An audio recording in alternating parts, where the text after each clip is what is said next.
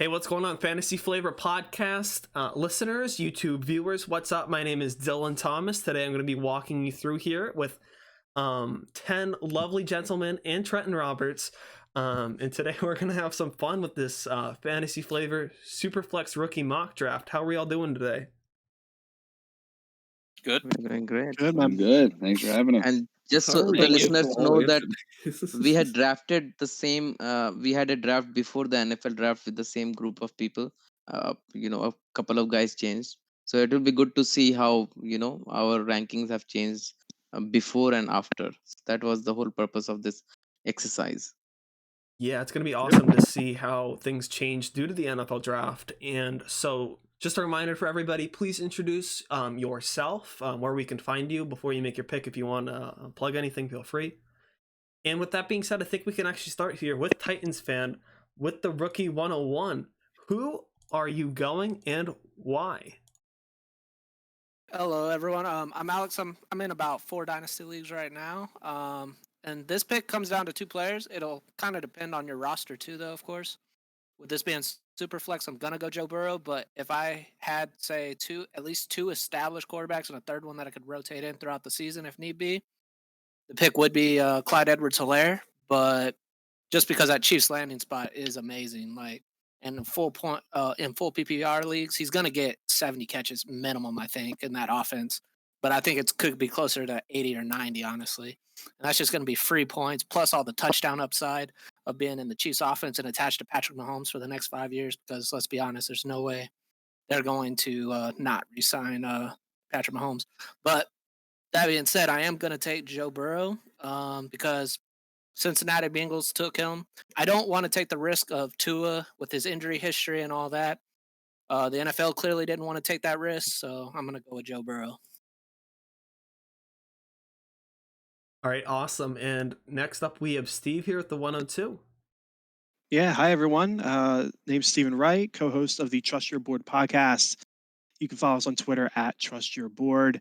I really don't have much to say. I think Titans fan just laid out the case for Clyde Edwards-Helaire. That is going to be my pick here. Again, he really touched on all the great points. Like, he's part of the Chiefs offense, and that's what I want to attach my wagon to. Jonathan Taylor, another great option, and I really do like the organization as a whole in Indy, but I just have future concerns with Rivers not looking great next year and no long-term quarterback plan. So a lot of potentially stacked boxes for him. So that's kind of the differentiator between Clyde and Taylor for me there. So I'm going to go ahead and lock him in here and pass off the next pick. Yeah, I actually have a question here. Open up to anybody. Anyone can answer this if they'd like. It's interesting because I feel like I see the quarterbacks kind of go like the 101 in rookie drafts, or Tua or Joe Burrow in this case. Hopefully not Herbert. But it's interesting because if you do a dynasty startup, who do you normally see first? You normally see CAH or Jonathan Taylor going like the first 2 rounds, way before the quarterbacks even. And even maybe like Dobbins and Cam Akers in the startup before Joe Burrow or even Tua. So which kind of draft has it right? Should rookie drafts, should the quarterback be valued this highly, or is it like a disconnect? In reality, we should be maybe grabbing these running backs first. I think that I would like to answer this question, by the way. So, because I actually had the situation happen in my dynasty last year with the startup. I drafted Kyler Murray in a super flex in the 5th round, right? And Josh Jacobs, Miles Sanders were all going ahead of him, right? But now who has more value at this point? Like, and if you're owning these players for their career, you want the player that has the most value upside, like long term, not just this season, you know? So depending on your roster needs, of course, you do need to sometimes take running back over the quarterback position. But in this situation with I don't have a roster actually to look at, I'm going to take the guy that's going to give me the most value over the next few seasons, not just this year. Right. And so I can tell the difference between a startup and a rookie draft, why it's different. Because in a startup, everyone is in the same field. Everyone is drafting the roster that they are going to start. But in a rookie draft, everyone's situation is different. Someone are strong on a quarterback, someone are strong on running back. So that's why it can change. Whereas Right. in a startup, everyone is filling up their rosters, so they want to get the stud running back earlier. and that's why Right. quarterbacks fall, and that's why they say that quarterbacks are the cheapest during startup. And piggybacking off of that, I think I think neither side is wrong. I think that Yeah, that like in rookie drafts, the reason quarterbacks go first overall over those guys that you might take earlier in startups is because if you're looking at that rookie draft, if you have the first overall pick in a super flex, it's likely because you need another quarterback. Your quarterback situation isn't that great. So drafting that quarterback is probably filling your biggest need on that team. So that's where that comes into play. I would also say it's something like depends how much of a risk taker you want to take, because running back has a flat amount of value. You're pretty much always going to get some sort of value. As in a quarterback, they have a 4-year contract. If they don't like him, they can just boot him out of there, and he's not going to get another starting job for another 4+ years. See how he's just going to sit there as a backup. You have no value. As in a running back, let's say he doesn't pan out, he'll still get a backup job, still might get 100 touches, still have some value, and could eventually break out later. yeah. Actually, I think quarterbacks are more safe than running back. Really? Yeah, because of the draft capital that is being invested in them, and running backs could bust more often than quarterbacks, and they don't have a bigger shelf life too. Yeah, I could see that with like the Yeah. 101, like a 10, obviously the 101 Yeah. draft capital and 104. But Like yeah, if someone asks me who is going to bust more, who has a more bust potential between Jonathan Taylor and Burrow, I would probably take Taylor. I can see that too. Yeah. I could definitely see that side of the argument. All right, yeah, let's actually move on here. Thank you everyone for your point there. Sanatan, you're actually on the clock here with 103. Who are you? Where can we find you, and who are you picking? Hey, I'm one of the co-hosts of the Fantasy Flavor podcast. You can find me right here, and it's great to see that the previous people who pick explain the next pick already. So I'm going Jonathan Taylor here. I think Steve has already explained why, how close Jonathan Taylor and Clyde Edwards-Helaire are, and once CEH went away, I think it made easy for me. The other pick would be Tua, but again, I don't want to take those injury concerns when I have a more safe player in Jonathan Taylor here. That's it. All right, awesome. We have Chris on the clock here with the 104. Who are you? Where can we find you? And who are you taking? Hello, guys. My name is Chris, and you can find me on Twitter at ChrisMiles1017. So here I'm leaning between two players. One's a running back, one's a quarterback. And typically, my personal strategy in Dynasty is aiming to have a competitive team 2 to 3 years in the future and kind of punting the first season. So with that, I'm going to take J.K. Dobbins. Now, this is because this first year, J.K. Dobbins, he's got a lot of competition with that Ravens backfield. But next year, once Mark Ingram is probably gone, J.K. Dobbins is going to have a stranglehold on that offense. The GM has said he views Dobbins as a 3-down running back, and there's not a more run-heavy team in the league than the Baltimore Ravens. So in 2021, you'll just be getting tons of fantasy points out of my man Dobbins. All right, awesome. Yeah, great analysis there. Maybe the most surprising pick here so far. It's been pretty chill so far. But let's go over here to Evan. What the next pick? Who are you? Where can we find you? And who are you taking?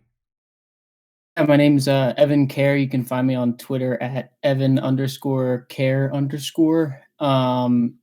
And for me, Superflex and Tua has fallen this far. I don't think you can really pass on the value here that you're getting at the 5. In some leagues, he's going 1 or 2 picks, if not more, ahead of this. As the guys before me have said, the really only concern you have is the injury concerns, which with the limited offseason and not, being able to get the teams in there and really work him out and see what the deal is, that's probably your only concern. But I mean, I'm going to take him over anybody in a committee like Swift or Akers or anything like that at this point. Yeah, awesome pick there. He slipped maybe a little bit, but as long as Tua can stay healthy, he could be the best quarterback in this draft, no doubt about it. So next up, we actually have Caveman here with the rookie 106. Who are you? Where can we find you? And who are you taking? Hey, my name is Alex. I am only in a couple dynasty leagues, still learning a lot, but it's fun to just get in here and see all these mock drafts and see where people are going. It's a fun system. But at the 106 here, you can kind of go one of two ways. You can go either, depending on preference and team needs, you can go either wide receiver or, in my opinion, running back. And there's really two of each that you can take with CD, Judy, and Akers and Swift. In my opinion, I'm actually going to pick Swift in this scenario. I know both Akers and Swift are both going to be in a committee-like setting, and I'm actually higher on Swift just because I think he's a more complete player. The landing spot isn't great, which is why he's been falling. But pre-draft, pre-NFL draft, he was going top 4 picks every single time. So I think he can beat out Kerryon Johnson, especially since Kerryon Johnson has the injury risks and he's been hurt in the past. So I think give it a year, give it a season, and he'll win out that backfield. Yeah, awesome. Thank you very much there, Alex. I'm on clock here with the 107, then I'm going to open it up here. So, hi guys. I'm kind of your main host here, I guess, tonight, but I have 2 fellow co-hosts here for the Fantasy Flavor podcast. You can also find me on Twitter at DKTom2018. That's DKTHOM 2018. All numbers there at the end. I do a few things. I've been a part of a few businesses, but I'm super excited to kind of be here and be able to host this with some awesome dudes. So with the 107, it's pretty easy for me, honestly. I mean, how dare you guys let Cam Akers fall to me at the 107? I don't know what you're doing here, but Cam Akers is a freaking awesome player, honestly. And I think he's kind of been getting too much hate. Listen, the Rams had a whole bunch of problems, a whole bunch of holes, honestly. Their offensive line isn't the best. You know, they kind of don't have a great secondary other than Jalen Ramsey. So the fact that, you know, they took Cam Akers with their first draft pick they had in the second round speaks a lot to me. And keep in mind, they traded up to grab Henderson last year, and Henderson was not spectacular in the slightest. He was pretty disappointing there. So I think what Cam Akers gives you is he may be more raw. I kind of think of him as Miles Sanders with like higher upside. I think he's actually a good pass protector. I think he's a natural pass catcher, so I think he brings you that third down workload. But I also think if he can figure out kind of his vision, he can work on processing things. Cam Akers could be an absolute workhorse. I don't see, everyone keeps talking about being a committee, right? But the problem is none of these guys are that good. You know, at least with Swift, like we think Kerryon's an all right running back. He just can't stay healthy. With Akers, nobody here is that good. So, you know, I just want to, like, before I wrap up this analysis of Cam Akers, I just want the audience here to realize one thing, one misconception when evaluating Cam Akers, and maybe this will move him up for you guys. People say this offensive line is bad. It's a bad pass protecting offensive line. When you actually look at the run blocking, they are ranked 18th in yards blocked before contact. So I'm not saying it's a spectacular offensive line, but it's not like a bottom 3 offensive line in the league. And, you know, you look at DeAndre Swift, for example, they lost 2 starters, Ricky Wagner and I believe Graham Glasgow, on the offensive line. So potentially Swift might even have a worse line. Swift shouldn't be going this late. I think it's a crime. But now we're going to open it up here to everybody else. What do you guys kind of think about the next 3 group of running backs? So J.K. Dobbins, DeAndre Swift, and Cam Akers. Who do you think Akers should be above? Do you think Akers should have gone above like Swift and maybe Tua, if that's who you like? Yeah, I think that's a great question. I definitely think he should have won above Swift. I love Swift too. Listen, I love all 5 of these guys. They're very close for me. But I think Akers just brings such great upside, and I think his floor is a lot higher than people are crediting him for. Tua, I think that's really close. But Dobbins is currently higher for me. But like I said, whatever running back goes here in the 5th slot, I think might be the best value. Yeah, I definitely think so as well, because all of these have super high upside. Pretty good landing spots for all. You could argue for DeAndre Swift, not a great landing spot, because there's 2 good running backs there. But yeah, all of these have pretty good landing spots, and all of them have huge upside. So if you get one at 107, it's just insane value for what you got. Yeah, slam dunk pick. Does anybody else have thoughts to add here? I agree that you know, the 5th running back is the value, but Cam Akers, I think their line only got worse from last year, right? The last year the line was average, as you say, for run blocking, but it only became worse than last year. The left tackle got older, and did they also lose one of the linemen? No, all their good linemen are still there. I'm pretty sure. It's more of a lateral move in my opinion. Okay, and I think McVay came out and said that they are going to use all three backs anyways. I think Malcolm Brown has been there in their system for a while now, and he's definitely getting some work, if not Henderson. And there and when we talk about Lions, Swift is just too talented not to beat out On, and at least in the pass catching role, he might take like 50-60 passes first year, which I'm not sure about Akers. That's the only reason I have Swift over Akers. If you want to do that argument, I don't want to make this like a debate. I want to open it up, but Darrell Uh-huh. Bevell barely targets his running backs. I feel like 50-60 catches is like a lot to ask because On by himself didn't even do that. On's a pretty good pass catcher in his own right. So now you have two natural pass catchers there in the Lions kind of team there, and you still have Kenny Golladay, a whole bunch of weapons, right? So I think Cam Akers, there's not much there, and Cam Akers is probably their best third down running back. And pass protection, he's a better natural pass catcher than Darrell Henderson. I think people are sleeping too much on Cam Akers, kind of like how Miles Sanders got some hate. I do think Sanders' situation might have been a little bit better, but Cam Akers is going a little bit later than Sanders were too. So Yeah, we are splitting hairs here. Like all the running backs that went before were really talented too. And again, Stafford really targets his running backs a lot. And the reason Johnson doesn't have that many receptions are because he doesn't play 16 games. I'm just talking about per game there, but we should probably move on here. So we have Will up here with the 108. What's up? Hey, thanks. I do like that pick there with Akers for the reasons you mentioned there. I think he's been getting a lot of hate, but if anybody is equipped to run behind a quote unquote bad offensive line, Akers has experienced that at Florida State the last few years. So definitely the running back cliff right there with those five guys. And if I'm looking at the 108 here and all the receivers are on the board, it's down to two options for me: CeeDee Lamb and Jalen Reagor. I think Reagor bolted up with the situation, having a really good chance of being the number one target there. And it's just, do you want the guy who's likely going to have the immediate impact, or do you want who's likely the best overall receiver in the draft and still in a good situation? And as much as it pains me as an Eagles fan to do it, I can't pass on CeeDee Lamb here at the 108.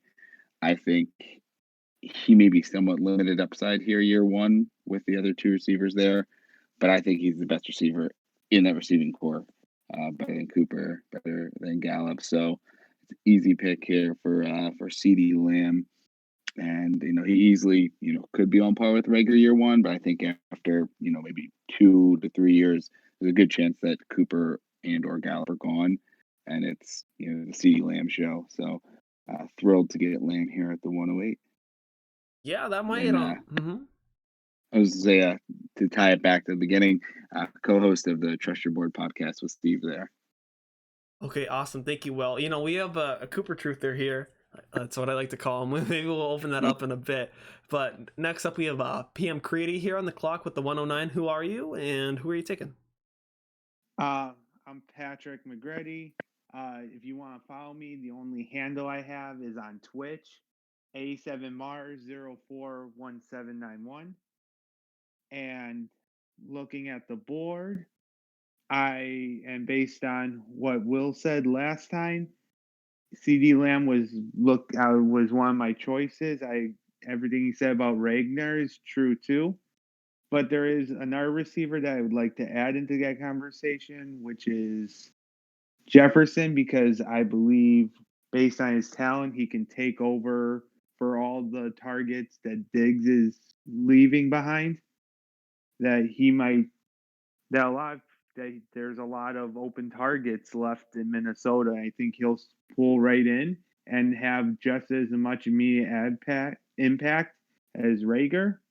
But I gotta go with Reagor at this because he has the most direct route to the number one, because no one in Philly can catch besides Miles Sanders. Ooh. Ooh, kind of spicy. I like Boston Scott personally. I think he can catch. Can the Western weapons stay healthy enough to catch? I get your point. Are you saying Alshon cannot catch an injury? He Oh. can. Got a couple of tight ends don't there, do too. like that. Oh my gosh, it's 9:50 at night. Hey, they still got Couple- their 2 tight ends, Yeah, okay? you had a couple tight ends to soak Yeah. up some targets. Yeah, that's very true. But next up, we have Gary on the clock here at the 110. Where can we find you, and who are you taking? Hello, I am Gary. I can find me on Twitter at GareBear041602. Don't really post any individual things much, just mainly comment on other people's things, giving my own opinion on that. But with the 110 pick, seeing a huge run of the top 5 running backs, and after this next guy who I'm going to pick is Keyshawn Vaughan, there's nobody else that I would even argue has any sort of starter value, anything that can contribute a good amount of points for your team. And with like how many, like there's 6 wide receivers on the board here that you could easily take here. I would rather just wait for my next pick and see what falls there and take a wide receiver there. So my pick was Keyshawn Vaughan. I mean, the Vikings fan passing up on Justin Jefferson. I think the world is ending. I better check outside. It's kind I of shocking. can't believe it, honestly. Oh my god! When he was talking about the open targets with Diggs gone, I would actually like to say, like, I think Justin Jefferson will be taking over the slot role, even though it's been Adam Thielen's role since Diggs has been in there. I think Adam Thielen, when originally he was an outside guy, and he performed very well on the outside. I think they're going to kick him to the outside, and Justin Jefferson's first year is going to be a super slow year, and a lot of people are going to start panicking. And people are going to try and sell him for whatever I can. I think that's going to be very good for a lot of fantasy owners that buy him low, and then I think he's going to explode over the next year 2, year 3. All right, awesome. Next up, we have FedExodus here on the clock. Where can we find you? Who are you, and who are you taking here? My name's Nathan. You can't find me anywhere because I don't want you finding me. And get props to Gare Bear for taking Keyshawn Vaughan. I would have that was going to be my pick. Agree with everything you said there. So options I'm looking at the board. It's basically Jefferson's the only one left for wide receiver for me. I don't really feel like going Judy at this point. No running back to speak of that does anything for me until probably the mid-second round at this point.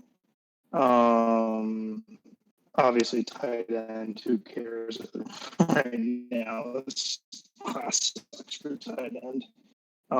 So as much as it pains me to do, I'm actually going to take Justin Herbert here.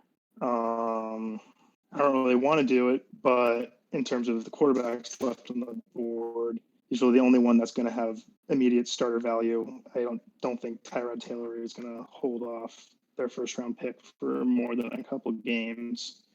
I'm going to put up big numbers if he can fix some of the problems he had at the college level. Yeah, awesome. So thank you very much there, Nathan, for that pick. We're going to kind of wrap it up here with Trenton for the first round. Who are you? Who are you taking?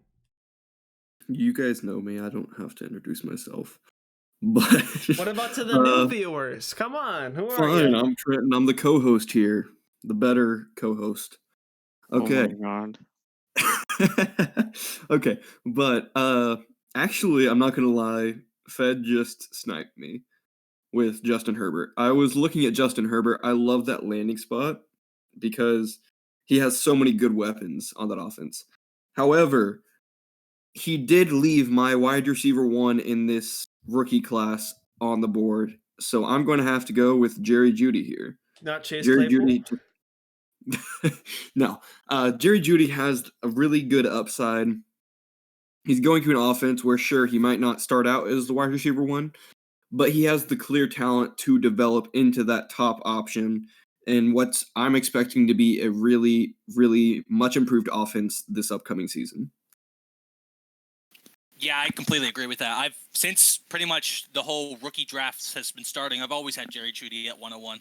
I think his route running is far and away the best in the class with his physical abilities as well. There's a few other lower wide receivers like Van Jefferson who are also very good route runners, but they don't have nearly as much as physical ability and hands as Jerry Judy does.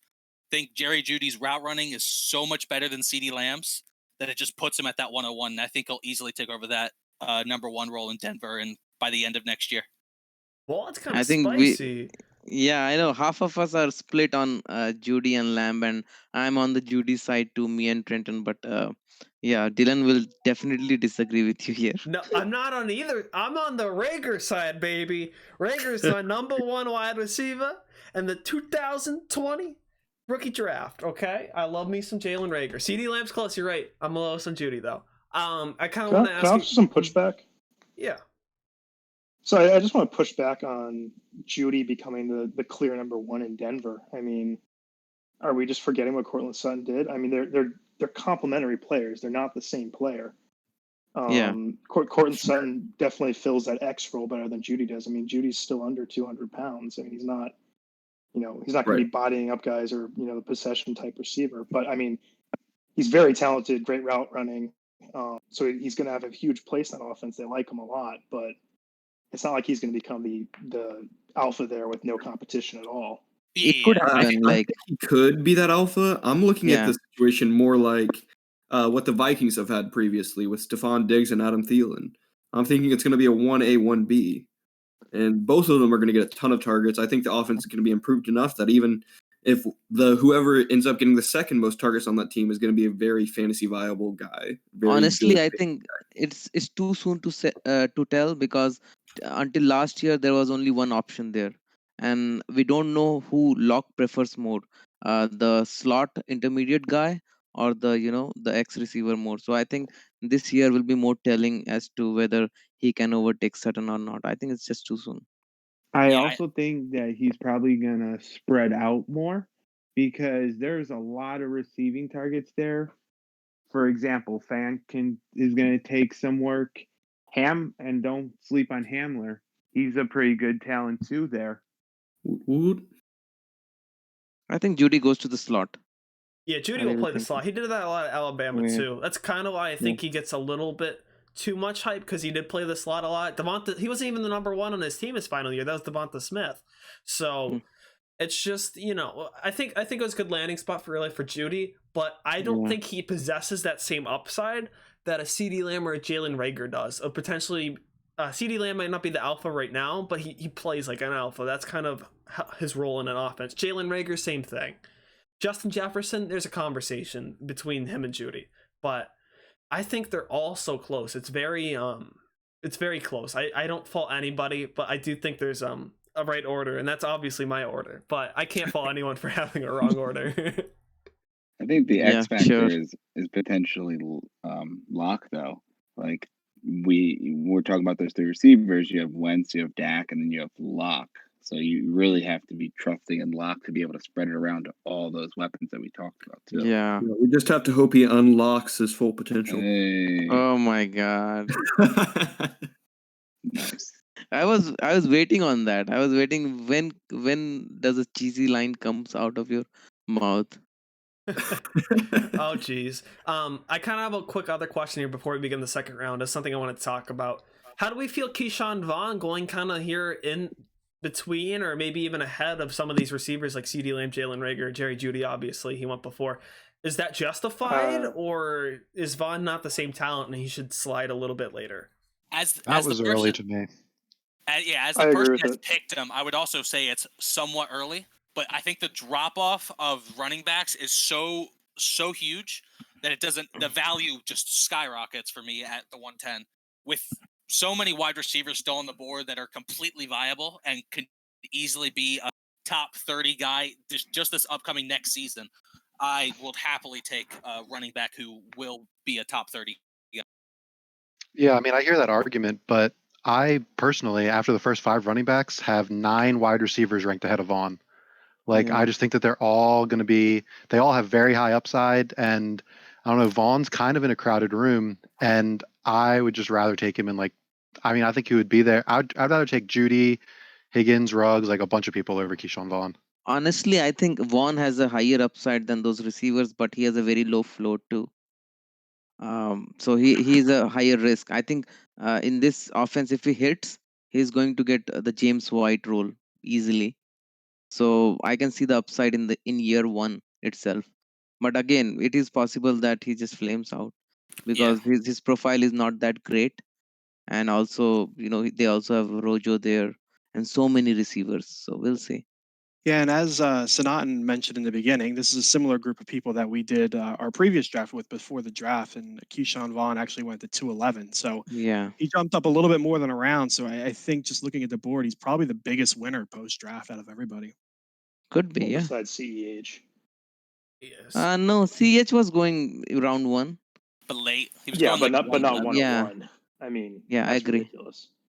Yeah, Of course. a lot of winners and a lot of losers here. Maybe we'll see more of these NFL draft losers here as we kick it back to Alex and begin round 2 here of the fantasy flavor Superflex rookie mock draft. Who you taking, man? Well, this is honestly the super easy pick for me. I can't believe my wide receiver 2 is here. So I'm just gonna be like the Vikings and just rush this pick in. Justin Jefferson. I disagree that he's only a slot receiver though. I think he can actually play on the outside. Just with the LSU offense and the receiver skill sets that they had there, they preferred to put Jefferson inside because he was the best slot receiver they had. But I think he's actually going to take on the Stephon Diggs role, and I honestly think he's almost a clone of him personally because I think he proved he has the deep speed with the combine numbers, like running the 4.4. Because I don't think anyone saw that. I think everyone thought he was going to be a 4.5 kind of guy. He ran faster than Lamb. He ran faster than Judy. He ran faster than most of these guys in this draft. So he's going to be able to be that deep threat still too that they need. And unless Adam Thielen's going to get 200 targets this year, those targets got to go somewhere. And there is nobody. You telling me CB Johnson is going to be getting like 80, 90 targets? I don't think so. Maybe Rudolph and Irv Smith cut off some of those targets, but that's still like they're going to run 2 wide receiver sets, 2 tight end sets. They're going to run the ball, unfortunately, still until Zimmer's gone because he loves to run the football. But I still love this pick. Like, and if he can give me anything close to Diggs' value, like in year 1, that's perfectly fine with me because that just means his value is going to shoot through the roof the next year. Like, and if you want to end up just trading him, and it's always about accumulating value and getting more for what you paid. Yeah, I think the only problem with Jefferson becoming somewhat of like a Diggs clone is his release off of like press and like man coverage isn't the best. He showed that in college. He wasn't that good of getting off of close coverage. But I think if he can learn that at an NFL level and just even be above average at getting off of tight coverage, I think his value will skyrocket and it'll be easily a top 10 receiver. And yeah, and when people say that, he will be in slot, I actually like slot more in the Vikings offense than the outside. Like Cousins likes his slot receivers much more than the outside receivers, and he's very accurate. So I love Jefferson. I think that's a great pick. Yeah, definitely an awesome pick there. Let's kick it off to Steve here with his second round pick. Yeah, so for the listeners, I'm going to do a quick rundown of availability here, just for a couple of the positions. So quarterback, we got Jalen Hurts, Jordan Love, Jacob Eason. At running back, Zach Moss, A.J. Dillon, Antonio Gibson. And then at wide receiver, we still have Ruggs, Mims, Pittman, Higgins, Ayuk, plenty of good wide receiver options. I was really licking my lips when that Justin Herbert pick happened, staring at Judy and Jefferson still on the board. I was really hoping that Trenton or Titans fan here would reach for somebody else and have one of them fall to me. But unfortunately, they did the right thing. So I am stuck with players that I see as more gambly. I'm not in love with Ruggs as just a speedster. It's just not something that really interests me, that kind of D-Jack's potential role. Maybe it turns into a Tyreek Hill, but I really don't see it. Denzel Mims, incredibly high ceiling, but a kind of a lower floor given the offense as a whole. But it is between those two, and I'm going to go ahead and grab Mims, mostly because I do still believe in Darnold. I know he hasn't had the best career so far, but I really liked him coming out of college. And Mims being could slot into the wide receiver role quite easily. I mean, you got to beat out Jameson Crowder, you got to beat out Brashad Perriman, who I also don't really believe in. So the path is there for him to be the wide receiver 1. If Darnold pans out, then you have a long-term partnership there. Maybe it takes a couple years. You might need one of those post-Gase bumps out of the guy, but out of the gambles that I see here, because again, I'm not in love with anybody here, I'm going to put my chips on Mr. Mims and lock him in here. Dang it. All right. Yeah, obviously I think Sanatan just got sniped here, so we'll kick it back to you here to see how you react. Yeah, I react back. I was hoping that when Steve went, Mims is not in a great offense. He'll just leave him for me. But looks, he just sniped him. The couple of guys that I like here are Michael Pittman and Ruggs. I think Ruggs was taken as the number one receiver for a reason, and people just think he's a deep threat. I don't think so. I think he's also very good after the catch. And the only two problems I see there is that the receiver room is now crowded because I also love Brian Edwards a lot, and Derek Carr. But I do believe that they'll move on from Carr next year. They'll get a competent quarterback. So I'll go ahead and take Ruggs here. Yes, I've changed your mind. No, you have not changed my mind. I like Ruggs a lot from before. I'm finally getting to you guys with my extreme love for Ruggs. Yeah, no, you're not. Let's go here to Chris Miles here with the 204. All right. Well, I just got sniped by Sanatan on Ruggs, so I'm kind of reeling. Let's see. I'm looking at wide receiver here because quite a drop off at running back. I'm going to go with T. Higgins, though. T. Higgins is my 6th ranked wide receiver, and I get him at wide receiver 7, so right about value. I mean, he just enters the league with the 1.01 of this rookie class, Joe Burrow. Like, are we not forgetting that? He's going to have his career with Joe Burrow and other young weapons in that offense, like Joe Mixon if he resigns, and Tyler Boyd paired next to him. Cincinnati, with their new culture, made a lot of good moves in free agency. They made a really good draft. I think we could see the Bengals come out and be a very good offense and team in the future. Yeah, really well said there. That's a good partnership there potentially for a long term. Steve kind of talked about long-term partnership there early. Joe Burrow was pretty good, I hear, at LSU his last year. So let's move on here to Evan here with the 205. Who are you thinking about? Yeah, so just watching the board, and after Herbert went, I like Chris had said earlier, I have a whole mess of wide receivers before I get anywhere, and then I'm super, super low on Henry Ruggs. So seeing him go a couple picks before me and leaving, Higgins and the guy that I'm about to take in Michael Pittman sitting here I just got a little happy. But Michael Pittman. You're welcome, buddy. For me, I mean, Michael Pittman was an absolute monster at USC. And if you've seen any of the Colts draft videos and stuff like that they post, Frank Reich actually thinks he might have been the number 1 receiver in the draft, and they're super, super high on him. T.Y. Hilton hasn't proven to be a healthy receiver over the past couple years, and they really don't have. I mean, Zach Pascal can't really step in to be an amazing number 1, and they really need somebody big body, 6'4" guy, 220 catching the ball. And so I got to take him here. Yeah, I have one comment here. Like, tell me one team which doesn't think that the receiver they took was their number 1 target on the board. Like San Francisco thinks Ayuk was the number 1 receiver on the board for them. So take it as you will, but every team thinks that the guy that they got was the number 1 on their board. Never underestimate the Raiders. Yeah. Do you remember the Paris Campbell hype last year? Like, they loved Paris Campbell. They talked about probably more than they're talking about Pittman, and Paris Campbell face planted, to be honest. They traded up for him, I think. They also did trade up for him. Yeah. I don't know if they did trade it up. Well, Campbell was injury issues. He had a lot of injury issues. Yeah, we'll have to see in year 2 if that switches around. No, my comment was just for that number 1 receiver on the board thing, because every team has come out and said that, that guy was our number 1 receiver. Imagine San Francisco saying Ayuk was their number 1. So. Yeah, it kind of puts the team in a tough spot. So what are they supposed to tell the guy they just drafted? Sorry, exactly. You're like our number 5 receiver on the board. We really didn't want you, but you were here, and we were like, frick. Yeah. I mean, that's a good motivation, right? My point is the Colts are the new Pete Carroll, and they keep hyping up their guys. But we'll see. That'll take a few years there to manifest to see if it's true or not. Let's kick it back here to Caveman, also known as Alex, here at the 206. Yeah, so I think with this pick here, I mean, obviously there's a wide receiver run going on right here, but there's just so much value such a deep class right here, and I'm actually going to pick Laviska Shenault.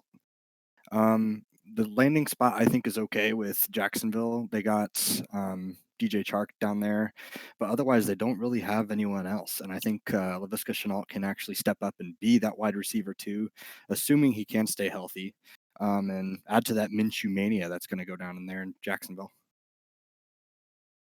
Yeah, I mean, Gardner Minshew was pretty solid, honestly. And if this team is really tanking for Trevor Lawrence here, tanking for Trevor, I think he could be tethered to one of the best young quarterback prospects out of college we've seen in, potentially a decade or two. So definitely more of a gadget player there. That's kind of his floor, but his ceiling could be like a Deebo Samuel role. It'll be cool to see how Laviska Shenault performs as long as he's healthy. Absolutely.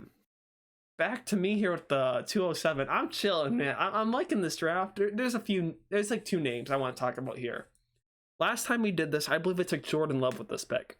And I'm like, wow, it's ridiculous that Jordan Love is going to fall all the way to the mid-second round. This was before the draft, pre-draft here, but I'm like, dude's going to be a first rounder, right? I mean, first round quarterback falling to mid-second, like, how dare you? So Jordan Love's an option here. But I've been hyping up one player so much, I feel it's a disgrace for me not to select Bryan Edwards here. Bryan Edwards, it's such a common fantasy take, and I hate it because I feel like I was one of the first people to actually say it. But I feel like Bryan Edwards is going to be a better fantasy wide receiver than Henry Ruggs. I think Henry Ruggs may add more real-life value, and you hear this all the time on Twitter, honestly. If you're not on Twitter, you might not know what I'm talking about. But Bryan Edwards is just so solid. I feel like he's a solid route runner. I feel like he was going to test better athletically at the combine. Statistical profile, great. Breakout age of 17. The people who have a breakout age of 17, okay? Like 70% of them hit. It's like ridiculous. So he's breaking out, think about it. So there's seniors this year who are unfortunately unable to attend graduation, obviously due to what's going on in the world, right? They're probably 17. Bryan Edwards was tearing up the SEC at 17 years old, okay? So overall, I just think with film and with the great, strong statistical profile, unlike Henry Ruggs, he can become their future wide receiver one there in Las Vegas. So I'm very happy with that pick. Yeah, with a breakout age of 17, it's in the 98th percentile, I believe. So, like, that's an elite stat right there. And actually, at 17, he's a freshman or a young sophomore breaking out in college and getting that elite dominator rating to give him that young breakout age. Yeah. So 98th percentile? Are you saying that someone else was even younger than him? Yeah, there's no, that's all wide receivers ever. Oh. 98th percentile. Yeah, but obviously he wasn't in high school. Maybe I misspoke there. Obviously he was in college, but he's as young as some people in high school still. So that's just crazy to think about him tearing up. Can we pause for a second? Okay. To see just how deep this wide receiver draft is. We just had 8 wide receivers in a row be selected, and every single person who picked them loved that selection. Yeah. Oh, they can all That's be how crazy good this draft is for wide receivers. If you need a wide receiver, you can trade for a second round pick and get you a wide receiver that you'll like. Yeah, if I have a late first, I'm absolutely trying to trade for like 2 mid seconds. These guys would have been late or even mid first round pick. Yeah, agreed. Definitely agree there. But I feel like we should move on here to Will here with the 208. Yeah, that was a snipe right there. I'll give you that one, Dylan. I was looking at him, and as you mentioned there, man, he's like the Twitter darling. I feel like he's like you mentioned, everyone's sleeper. For me, when it was getting to 2 picks before you, I was looking at Edwards. The 2 guys I'm deciding between now. I'm not super high on Laviska. I think he's fun to watch, but I worry about the injury. And I think it's going to be more of a lingering thing too. Like maybe he doesn't miss weeks, but he misses like quarters of like parts of games. So for me, I'm looking at kind of the end of this receiver tier in Brandon Ayuk, who I'm not thrilled about. I have him as my last guy in this core. And then looking at kind of the only really running back that I'm like would be happy to get, I guess you could say. And that's Zach Moss. For me, I'm going to go Moss here just because, as I mentioned, I'm not thrilled with Ayuk. I think Moss has a good chance to be at least in a timeshare here and probably gets the goal line carries. And we'll see. I wasn't thrilled with what we saw at a Singletary. So pretty easy pick here. I don't think there's too many running backs that I'm happy with or aren't like kind of guys that you're hoping to get in the next couple years. So easy pick here for me with Zach Moss. All right, awesome. Here we have Creedy here with his next pick. Who are you thinking about? All right, so actually, it's gonna be a little bit of a challenge pick now because I like both the talent of Ayuk and who I disagree with. Will I believe another running back I would love is Dylan because I believe not immediate impact because he's going to be obviously behind Aaron Jones this year, but with the way teams have been treating running backs and just moving along, I feel that they're just going to let Jones walk and they're going to let Dylan take over and his talent is going to shine through. So since I already have my wide receiver, if this was an actual draft, I probably would be, depending if I needed a receiver, I would grab Ayuk. If I needed a running back, I would grab Dylan, but I just believe in the talent of Dylan, which would be a year or two down the line, not immediate though. All right, awesome. Definitely a bit of a stash there in the late second. Let's go up to Gary here with his next pick. Yeah, with this, I'm a little bit sad. I was hoping for LaVisca or Bryan Edwards to fall here. And at this point, with the wide receivers, I don't really like any of them, at least at the 210. So if this was a real league, I would probably bank on next year's draft to get my one or two alpha wide receivers, with that draft also being stacked. So at this point, I'd be looking at my QB3. It'll probably raise some eyebrows, just like my first pick did, but Jordan Love. No, I think I like Jordan Love. Jordan Love is easily my QB3, right behind Joe Burrow and Tua. I think if you look at his film, not from this past year when he had zero weapons, zero offensive line, he had nothing on his team, and he still posted an average year. If you look at the year before that, when he had I forget the names exactly, but he had a good tackle and a good guard, and he had a good wide receiver. His stats were absolutely insane. And his literal comp is Patrick Mahomes. His legs are good enough to walk outside the pocket and maybe pick up a good 6 or 7 yard scramble if he needs to, if nothing's open. And his arm strength and arm talent is insane. I love this pick here. Dude, if you are comparing him to Mahomes, you should have taken him at 110, man. I'm not the one comparing him to Mahomes. It's all the people that I've been reading. Everything I've been seeing is they're comparing him to a very rough around the edges Patrick Mahomes. Yeah, the problem is that he cannot start for the next 2 years. That is the main problem. Yeah, I will agree with that. But even I think they will probably end up either cutting Rodgers after this next season, depending on how good they do, and at least after the season after that. So in 2 years, I'll have a starting quarterback who I think has the higher upside than Justin Herbert. Sure. I think he's way better than Jalen Hurts. I really don't like Jalen Hurts at all. And I think he could easily be a top 8 quarterback after that. And that's if he just pans out the way I think he will. I think he can go above that easily. Good. Yeah, I think it's bad because he can't start right away, but I think it's good because he shouldn't start right away, or else he's going to be like the next Jake Locker or something. He's going to bust. So if the longer he waits, maybe the better it is for his long-term value. So I get why people may not like this pick, but I think Jordan Love's a pretty good value. And at the 210, with a team picking 10th overall, they're a competing team. And usually with that type of team, you go with a guy that can help immediately first round. Then after that, you can be satisfied going with depth stash players because you usually would have a good bench already set. So you want those high upside players with those later picks. And Jordan Love is exactly that. Here in a few years, he could be, as he said, he could be a really good quarterback option once Aaron Rodgers is out of town. So depending on that, how that all turns out, could be a great stash. Yeah, my plan would be for if I'm a top 3, top 4 team, my team is most likely already good enough to win the actual title, but maybe like a few injuries set me back. So at this point, at 210 especially, I'm very much looking to see okay, where do I have an older guy that will probably be gone in 2 or 3 years? Who can I fill this in? And with Jordan Love, he'll be there. He'll be the starter in 2, maybe 3 years. I probably have an older quarterback, and then I can just fill them in, and I have another starting quarterback who I think could easily be a top 10, top 5 guy. Mind you, this is coming from a Bears fan, Yeah. but I'm seeing Love as the next legitimate Aaron Rodgers because I remember watching and seeing Favre light up the Bears always.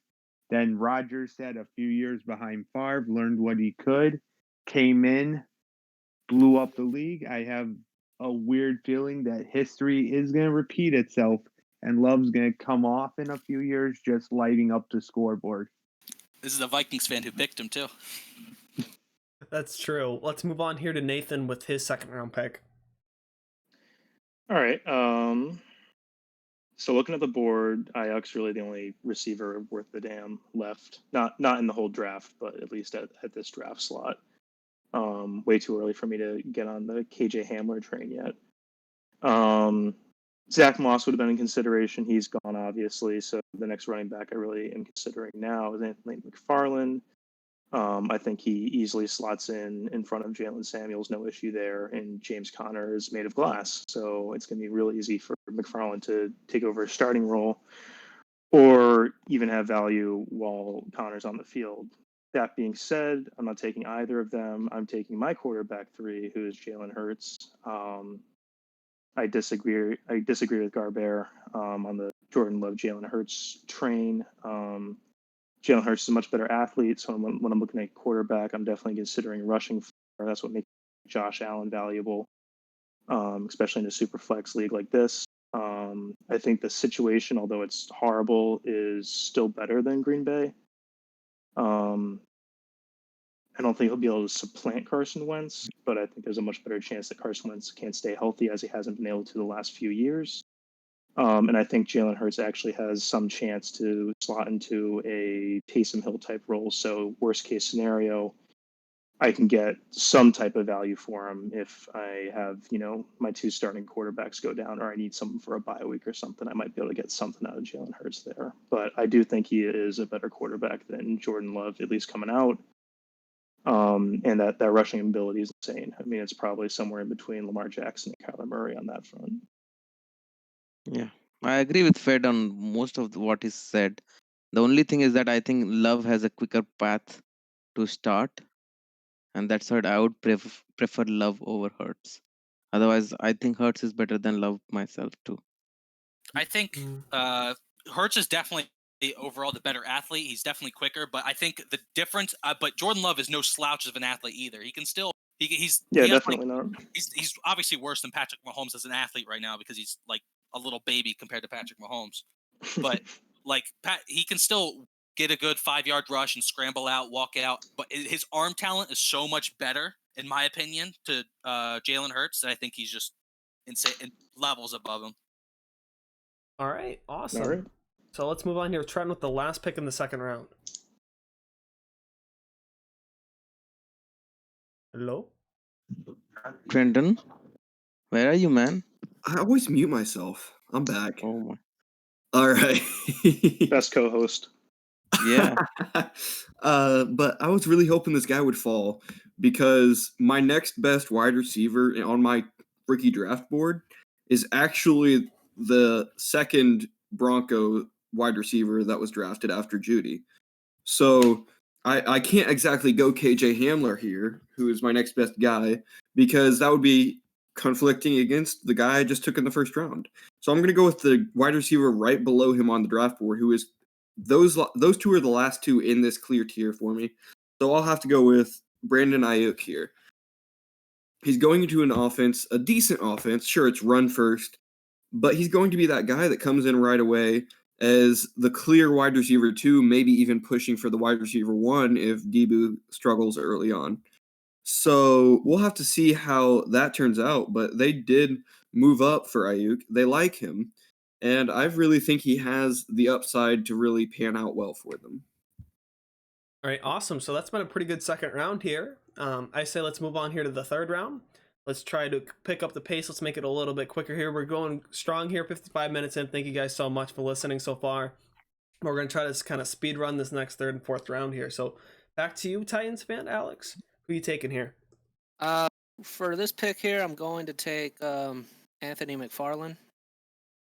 Mainly because James Conner, I don't think has a complete. I don't think he's going to get like all the touches this year. Honestly, I think they're going to come back against it a little bit since he had so many injuries to deal with last year. And some people, I know it was a 4th round pick, but what some people don't understand is the Steelers didn't have a 3rd round pick, and they did come out and say they would have taken him in the 3rd round if they had their pick. So still has the draft capital that you need, I think, honestly. And there's really just no. Benny Snell does not impress me. He's not athletic at all, so I don't think he's going to be. I think he's going to be pretty much done in this offense.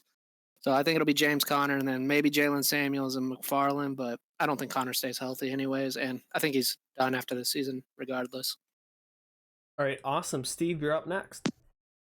Yeah, it's a good pick, man. I was between McFarland and my next pick here, who's going to be Van Jefferson. Probably more of a long-term play. You know, I see him inheriting the Robert Woods role in a couple years when Robert Woods' contract's out. Not to say he can't have value this year. The Rams have supported 3 wide receivers in the past, but with their the emerging tight end situation there, I don't think that's probably in the cards. So more of a long-term play, but love Van Jefferson and the opportunity he could walk into. All right, cool. Sanatan, who are you taking here? Yeah, I'm taking Chase Claypool. I think he's the only guy that I think has a role, immediate role this year. I also like Gibson, but again, that running back room is just too crowded for me. All right, awesome. Chris, who are you thinking about taking here?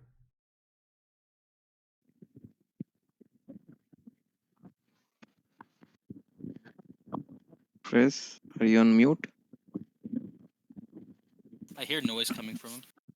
Hello? He's Is it working? alive. Yep, there you go. Okay. Okay. Who are you taking here? Right at this pick, I'm deciding between Gibson and Hamler. They're definitely my top 2 available players. Really quick, Brandon Ayuk, I don't know if he should have fallen that far. He has 1st-round draft capital. Oh my God. I think he should have been picked way earlier. But back to my pick. I'm going to go with KJ Hamler. I think we could see in that Broncos offense that's just loaded with passing weapons. I think we could see more of a passing attack than we may have seen last year. And get KJ Hamler will slide right into that outside role with Judy in the slot and Sutton on the other side. And he could end up getting quite a few targets. He also has a really good college and athletic profile. And I just think that with the capital he got, he could end up being a good receiver that's used off. All right, cool. Thank you very much there, Chris. Next, we're going to move on here to Evan. Yeah, so unfortunately, a couple picks before me here have just been completely sniping my process. But the running backs, as we've said already, Gibson's in such a crowded running back room, and the other guys don't really move me that much. So for me, and obviously this is team dependent, I'm just going to add some wide receiver depth with a guy who I really like in a wide receiver room that's more or less open behind Terry McLaurin, I would say. And so I'm going to add AGG at this spot to help my wide receiver group. All right, perfect. Next up, we have Alex, aka Caveman. All right, here, I'm liking a couple of guys here. The one who kind of sticks out to me the most, and the one guy who I like the most, is probably Darrington Evans here. In the backfield, he's probably going to take over that 3rd down role in Tennessee. And with a franchise tag on Derrick Henry, who knows what's going to happen with him next year? Are they going to re-sign him, or are they going to let him walk? What's Darrington Evans' role going to be going forward? So I like that upside going into the 3rd round here. All right, perfect. And for my next pick here, pretty easy for me. I'm probably one of the more hired guys here on Antonio Gibson. He was announced as a running back there for Washington, and it is a crowded depth chart, definitely. Adrian Peterson's there. Chris Thompson's now in Jacksonville, though, so that's good. Bryce Love's still there.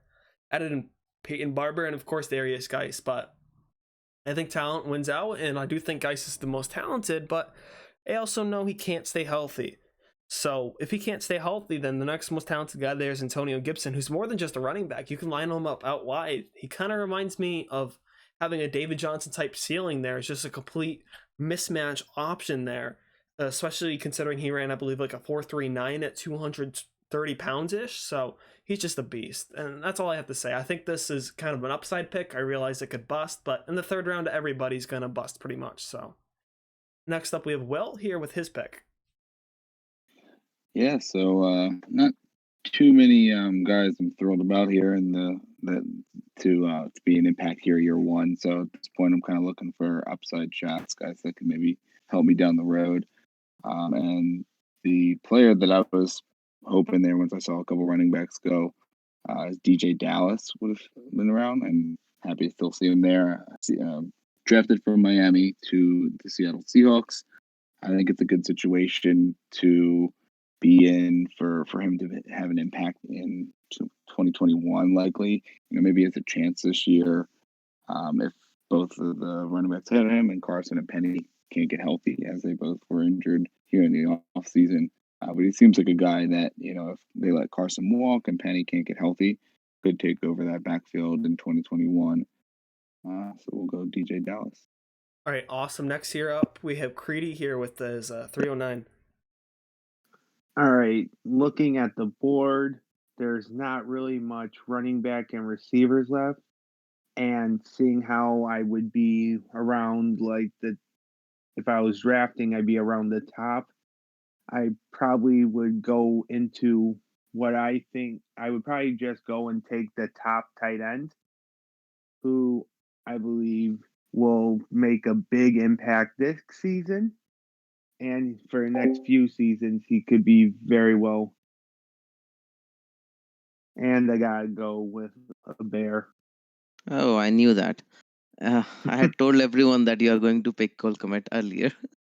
And next we have Gary.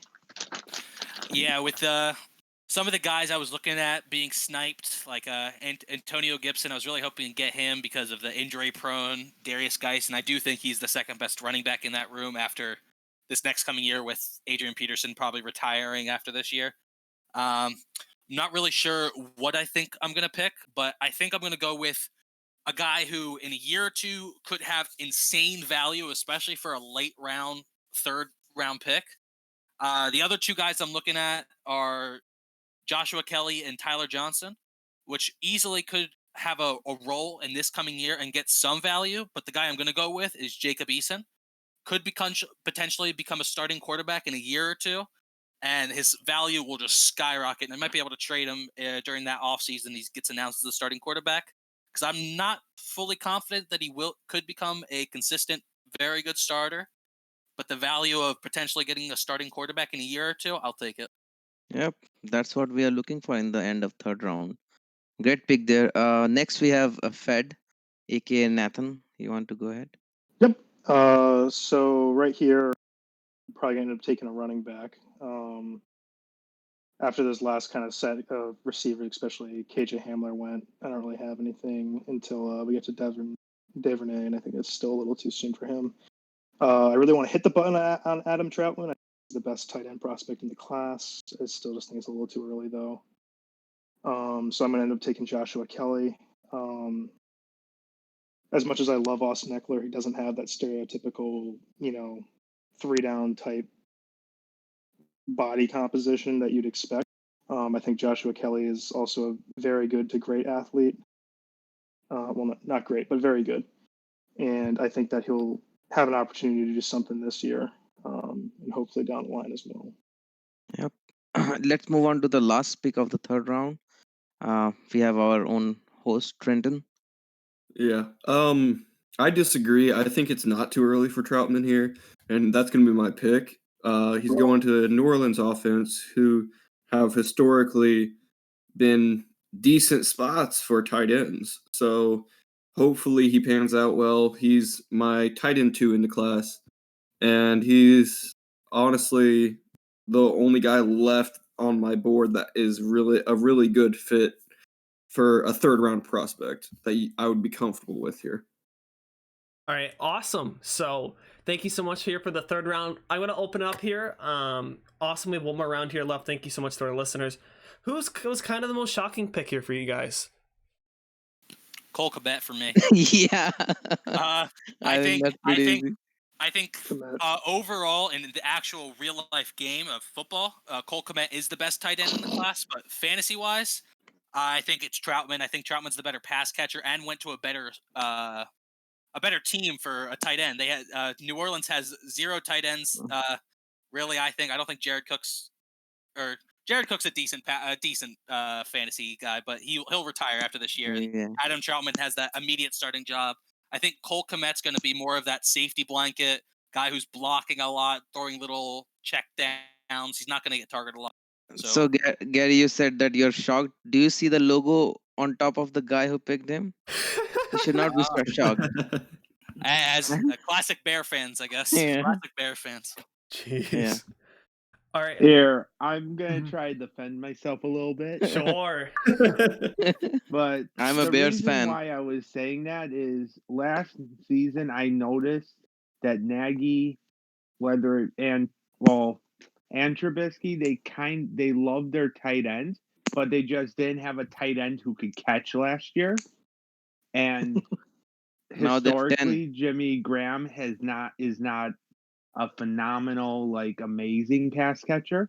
So I think he's anymore. gonna come in, and I think he's gonna shock a lot of people because I know it's kind of my hot take. Like, everyone's got their weird sleepers. Cole Kmet is mine this year, and I didn't think he would come back to me at the 4.9, so I had to take him there. I do agree that Matt Nagy seem to have a knack to try and kind of control the game, do a lot of check downs with how good their defense is and how bad their offense was in comparison.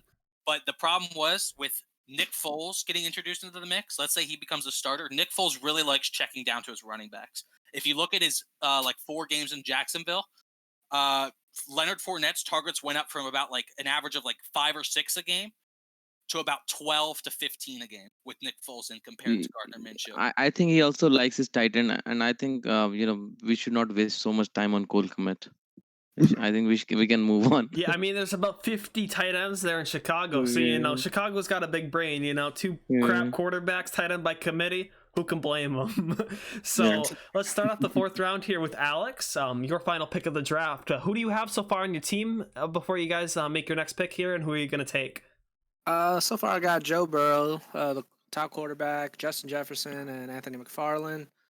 Well, I was sniped. I was going to take Troutman, actually, with my next pick, but I was like, dang it. Because I like the athletic traits, and taking a shot on in the 4th round.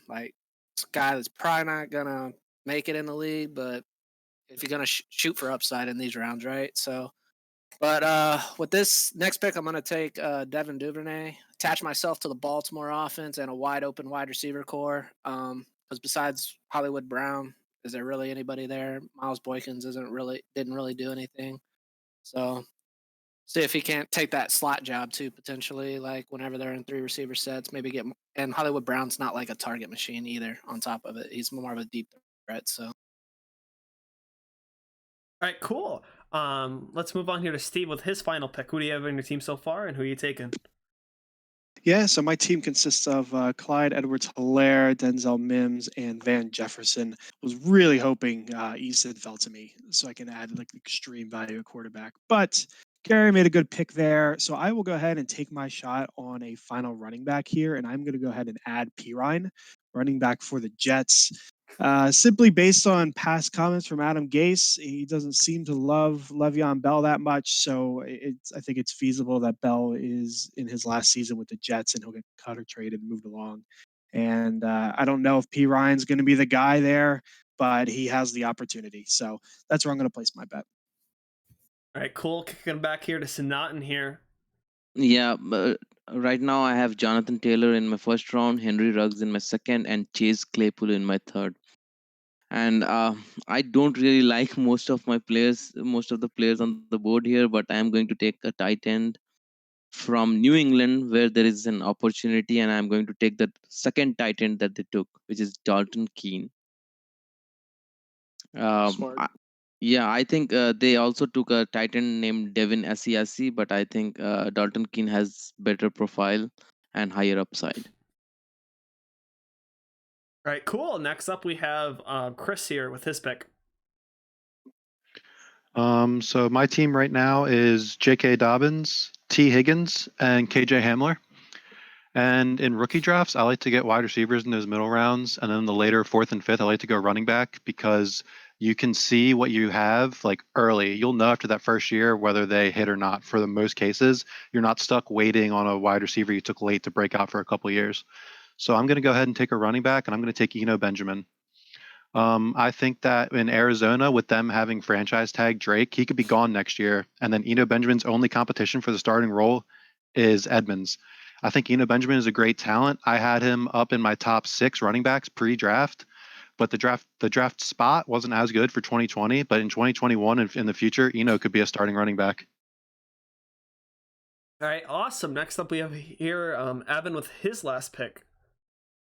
Yeah, so I have Tua in the first, Michael Pittman in the second, and Antonio Gandy Golden in the third.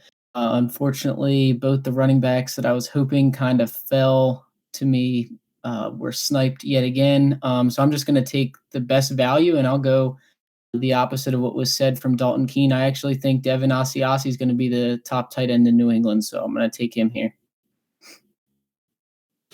All right, cool. I mean, it'll be interesting to see who wins there in New England between Aussie and Keene. But Caveman here, you're on the clock. All right. With my team, I have DeAndre Swift, I have Laviska Shenault, and Darrington Evans for my first 3 picks. With this last pick, you obviously want to go up for high upside.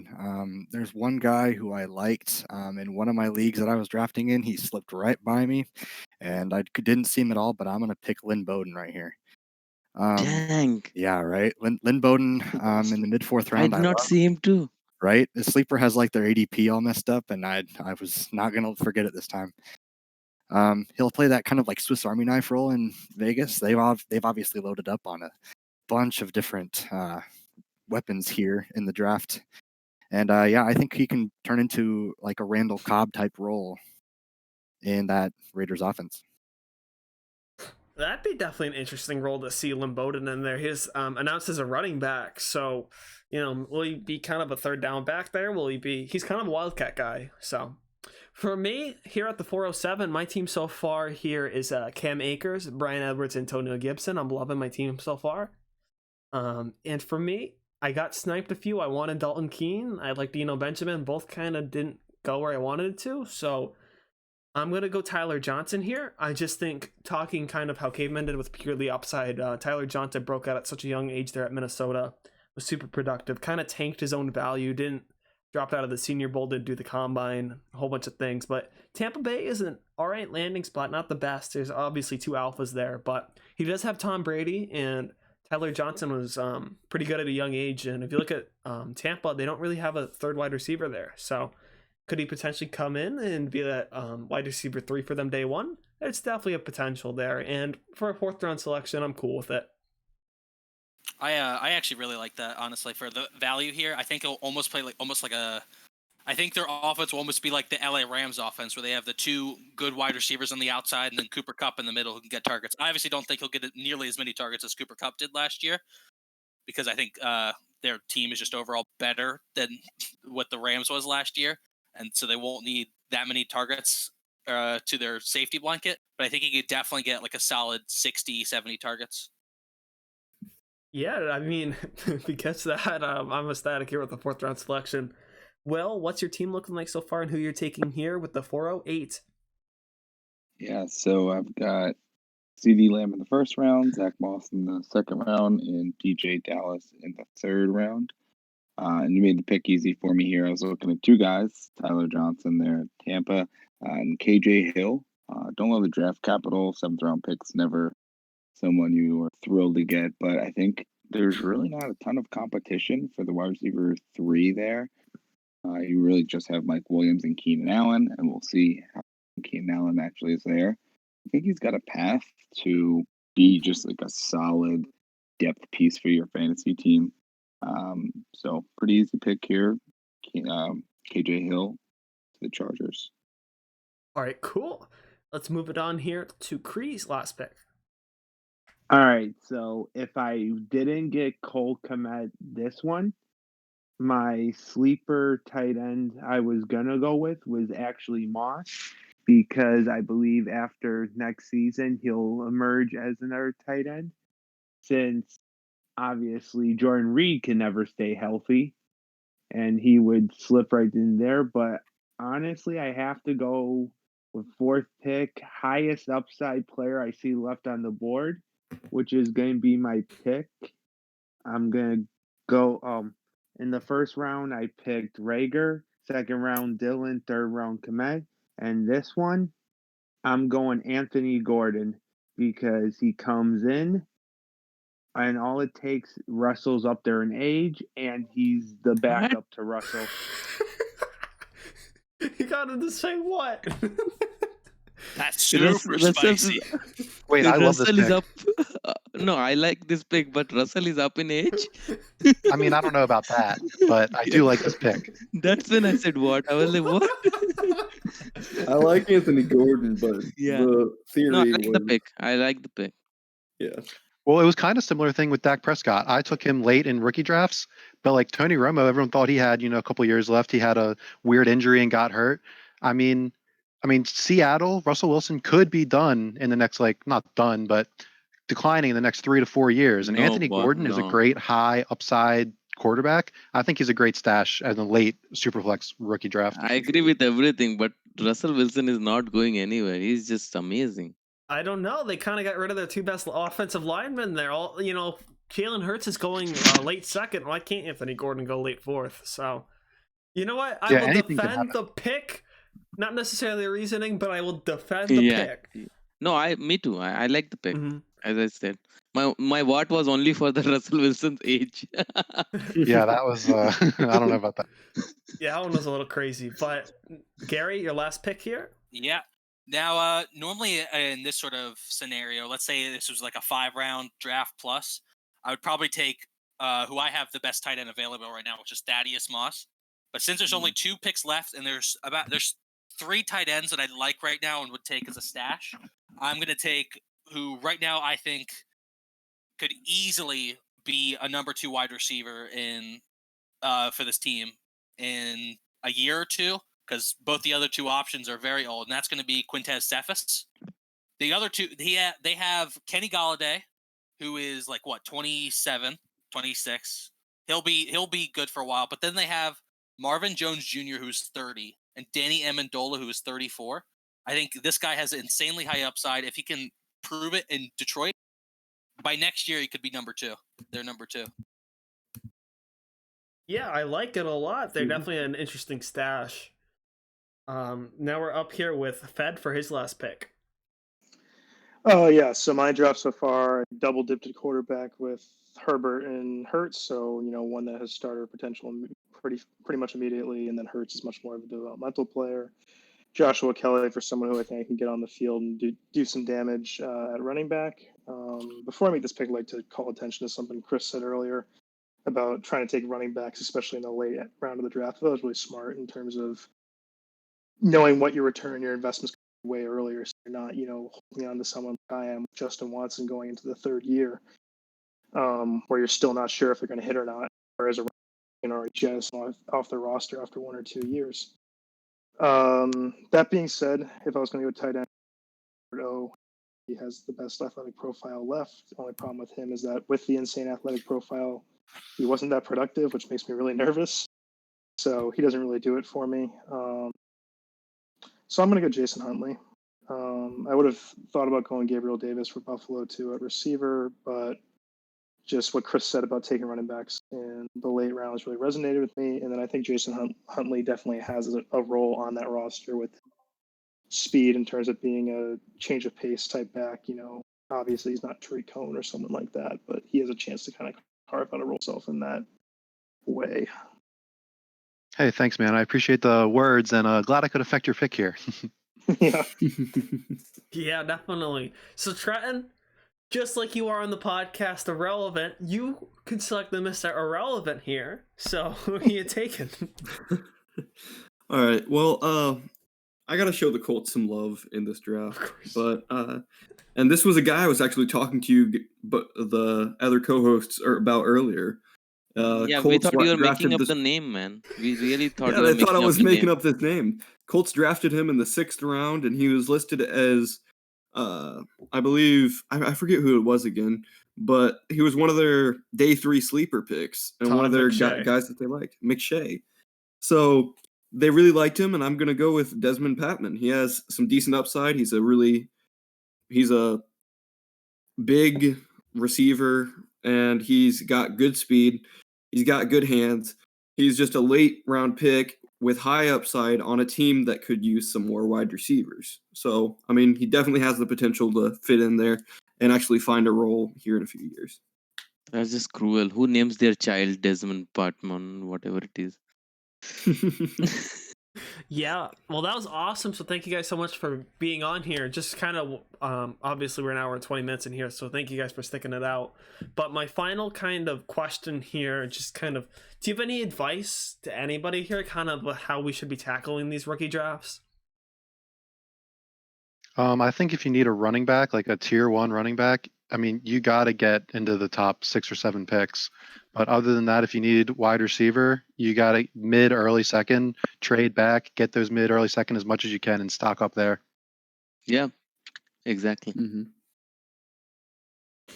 Yeah. One more advice I want to give is that don't be fearful in taking Hurts and Love, because I see them drop quite far in this Superflex mocks, and I think it's really good to take shots at them after those for sure prospects that we have in running backs and wide receivers. Mm-hmm. Yeah. Does anybody else have any like advice? I would say don't be afraid to move away from ADP, specifically in rookie drafts. Like if there's someone you want and they're 5 picks away, like I think Clyde Edwards is a perfect example. If his ADP is around like 2.7, 2.8, 2.9, and you're sitting at 2.3, 2.4, if he's your guy, take your shot or trade back a couple picks and grab him there. But take your shot. Don't let ADP dictate what you're going to do. As your podcast is based around, you got to trust your board. Yeah. Yeah, there you go. Hey, that was pretty smooth. I guess my one kind of advice would be, see, the 3rd round's interesting because we kind of heard about how deep it is, but still, like, even in the 3rd and 4th round, like, I'll try to like sell those picks to move up or try to trade back to next year and just collect more assets. For me, even these guys, all these names look so flashy and sexy right now, but probably most of these guys are going to be busts, to be honest. So it's just kind of like, for me, I like to minimize risk, and those picks are risky. So like, let's say if I'm here at like the 207, maybe I can move up here to the early 1st to get my guy. Maybe I'll send a 4th, or maybe I'll send a 3rd, So definitely trust your board there. It was actually a pretty good advice. One thing I'd say as well is don't let landing spots affect you too much, because things change so fast in the NFL. People, I think, were clowning anyone who took Henderson last year, thinking there's no way Gurley can be out of that team with the contract he signed. Yep. And we see what happened here this offseason, a ton of other people too. So and I've seen Swift's dropping a lot. I think I got him in another league at like 5, 6, but trust the talent more than the situation. Tiebreaker, maybe you can look at the situation, but don't overthink Beautiful it. advice. Love it. Yeah, we saw that last year, too. Yeah, situation definitely has something to do with it, but that shouldn't be your primary way you look at a player. You don't want to look at them as like, hey, he's backing up this guy. You want to look at the talent first and then check that. And don't be a homer. In fantasy drafts, don't be a homer. So let me ask you guys a question. Yeah. So with all the talk about no landing spot, why do we think that CEH has gotten up to consensus, 101 or 102 in Superflex? Dylan should answer that. He was like, landing spots Taylor's so don't much matter. better prospect. I got this. The answer is, listen, all 5 of those running backs were close for me personally. I can only speak about me personally here. The thing that I think shocked most of us, he went round 1, okay? And while the situation is a small piece of the puzzle, when we're talking about running backs, draft capital matter the most, especially with these rookies, because we want that immediate opportunity, because they have a higher burnout rate, right? They break down quicker than, let's say, a wide receiver or a quarterback. So once a guy projected in like the 3rd round went not only round 1 but to the best possible landing spot, how is it not a slam dunk home pick, right? And Jonathan Taylor got a great landing spot too, and in 2nd round draft capital. That's awesome for him. And J.K. Dobbins, same thing. So, I do think landing spots matter a little bit, but I definitely think they're overhyped. Think about A.J. Brown last year. We hated it, right? Adam Humphries manned the slot. He was kind of a slot guy there at Ole Miss. Corey Davis was there. Marcus Mariota stunk. Ryan Tannehill really wasn't appealing at the time. Saw a backup maybe, but... And, A.J. Brown broke out for 1,000 yards as a rookie. So, landing spots, they're a small piece of the equation, but I don't think they matter as much as people make it out to seem, especially with wide receiver. Running back, maybe a little bit more. Yeah, I think you touched on it right there.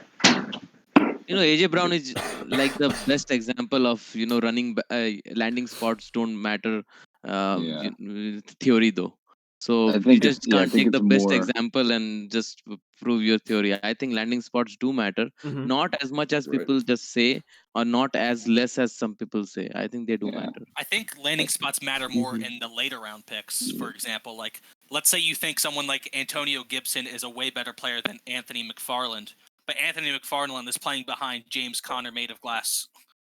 Like if James Conner gets injured, Anthony McFarland's most likely getting that starting job. When you say later rounds, in early rounds, Swift was consensus top 2 running back earlier. Now he's going as the 4th or 5th.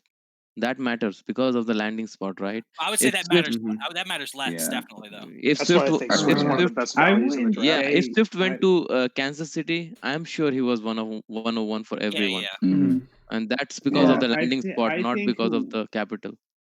I think you end up- whoever went to Kansas City was gonna jump up. Exactly, and that's no because of the matter landing what. spot. Clearly, Yeah, because of the system, and because when you get to the NFL level, it's all about system. And Andy Reid always produces a top And- back.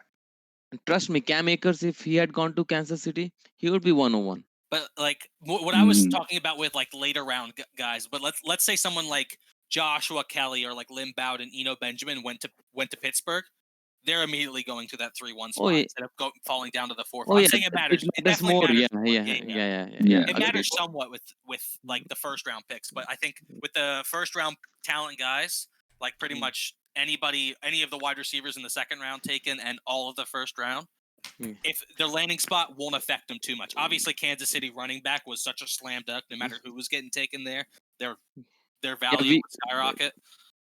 Yeah, we have this. We keep having this debate in our podcast room because Dylan is of the landing spots matter very less. For me, landing spots matter more, and Trenton is his own wacky thing. We don't really know what he thinks. I So think we have, He's an independent. yeah. well, what you want to look at though is what nobody really talks about. You want to look at that team fit. Yeah. If you have a guy later in the draft that you can grab that is a perfect fit for that system but might not be starting right away, that's a guy you want to look at because he's the type of guy that will come in and he will look really good in that system and the coaches will start playing him more and more and you'll get more opportunity there. So you want to look at the guys that fit in the system in those late rounds. Agreed. I think it was Very Dylan well that said. said it, but he hit it right on the head. The big difference is landing spot matters more for running back and doesn't matter as much for wide receiver. For wide receiver, I go talent over landing spot all the time. I was a big A.J. Brown guy before and post draft last time. But with running back, that situation really matters a lot more than it does with the wide receiver. Yeah, easily. Mm-hmm. Running I backs could are agree with that. running backs are so volatile that one big injury could easily ruin his career for the rest of his time. Like someone if one running back pops off his first year, David Johnson, and then gets injured, he instantly becomes useless because he's going to be injured the whole time. He's nothing of what his former self was. I mean, okay, the example with AJ Brown is that he was talented and that's why he produced. But if you think he would have produced the same if Mariota was there for the whole season, it changed. The situation changed, which no one of us envisioned earlier that Mariota is going to be supplanted by Tannehill. Right, that things just proves the changed. point, though, because you stick with the talent and things change. Because, Mariota was not very good. We knew they were going to change quarterbacks at some point in the future. It happened sooner than we thought, so A.J. Brown got a quick bump. But either way, that picking AJ Brown for the talent is what proves the situation changes quickly and can help a wide receiver. Yeah, here's another example of why we shouldn't value situations so much and why it's way more fluid than talent. Think about Paris Campbell.